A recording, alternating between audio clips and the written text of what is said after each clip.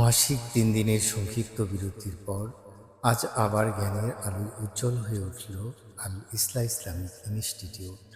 কয়েকদিনের নিস্তব্ধতা ভেঙে আবারও মুখরিত হলো শ্রেণীকক্ষ। প্রাণ ফিরে পেল শিক্ষাঙ্গনের প্রতিটি প্রাঙ্গণ। মনে হলো ইলমের মিনার থেকে আবারও ধ্বনিত হচ্ছে সেই চিরন্তন আহ্বান, এসো জ্ঞানী তোমার মর্যাদার সর্বোচ্চ অলঙ্কার। কিন্তু আজকের এই বৃষ্টি ভেজা প্রত্যাবর্তনের বিকেলটি ছিল মানুষের অন্তর্লোকের এক নীরব পরীক্ষা। এটি ছিল স্বপ্ন ও স্বাচ্ছন্দ্যের, শৃঙ্খলা ও শৈথিল্যের, দৃঢ় সংকল্প ও দুর্বল অজুহাতের মধ্যে এক অদৃশ্য ফয়সালার দিন। কারণ জীবনের গতিপথ অনেক সময় বদলে যায় এমনই একটি বিকলের সিদ্ধান্তে। প্রকৃতিও যেন সেই পরীক্ষারই অংশ হয়ে উঠেছিল। আকাশ তার সমস্ত মেঘ উজাড় করে দিয়েছিল। প্রবল বর্ষণ, মেঘের গর্জন, কাদামাখা পথ আর শীতল বাতাস যেন প্রত্যেক শিক্ষার্থীর হৃদয়ের দরজায় কড়া নেড়ে প্রশ্ন করছিল, আজ তুমি আরামের ডাকে সাড়া দেবে নাকি ইলমির ডাকে?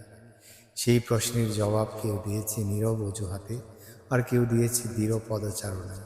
যারা ঝড় বৃষ্টি আর কাদার প্রতিকূলতার দেয়াল ভেদ করে আল ইসলামিক ইনস্টিটিউটের প্রথম শ্রেণীকক্ষে এসে বসেছে, তারাই আজকের দিনের প্রকৃত বিজয়ী।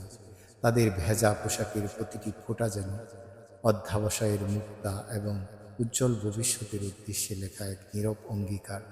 ইতিহাস সাক্ষ্য দেয়, মহাসাগর পাড়ি দেয়া নাবিকেরা কখনো অনুকূল বাতাসের অপেক্ষায় জীবন কাটায়নি, বরং প্রতিকূল ঢেউকে সঙ্গী করেই তারা দিগন্ত জয় করেছে।